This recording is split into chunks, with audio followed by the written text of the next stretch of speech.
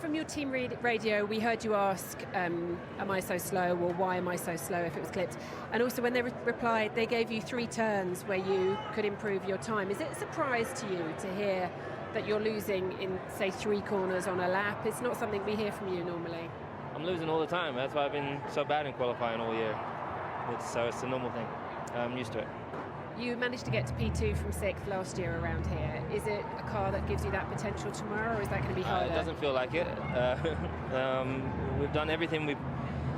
We've worked so hard in the background, like everyone does, to get the car in a nice place. It was feeling good in P3, and so we're like, let's not touch anything. Let's not really do anything. All we changed was the rear wing, and it's just a drastic difference. But every time I get to qualifying, the car's completely different.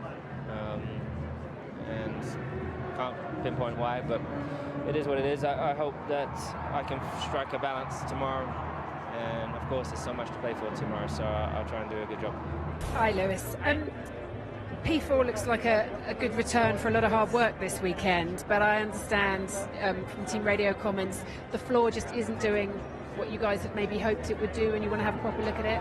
Well, firstly, really good to get 4th and 5th. I'm happy that I was able to move forwards and also just have a better weekend than the last, and see through all the way to the end of the race and get those points. So I'm really grateful for that, and happy with the performance. In general, I got a good start, and then I had a lot of understeer because my fault, but I took too much front wing out of the car, and I knocked out the front tires basically in that first stint. And after the changes, after the pit stop, much better.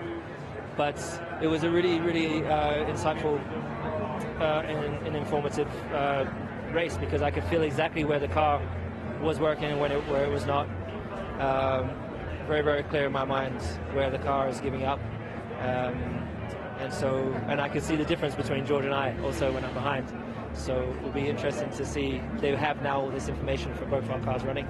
So good points, good data from both of us, and hopefully put us in a better position for the next race. That sounds promising. If you can see where those are and the team then can see where those are, how quickly are those sorts of adjustments going to be able to be made, do you think, brought to the car? I mean, not before next week, I don't think, but whether or not I start on the old floor, or that's a decision we'll have to make. But I think just to put that back into the development pool for the guys, give them a bit more of a direction of where they need to go next. All right, thank you.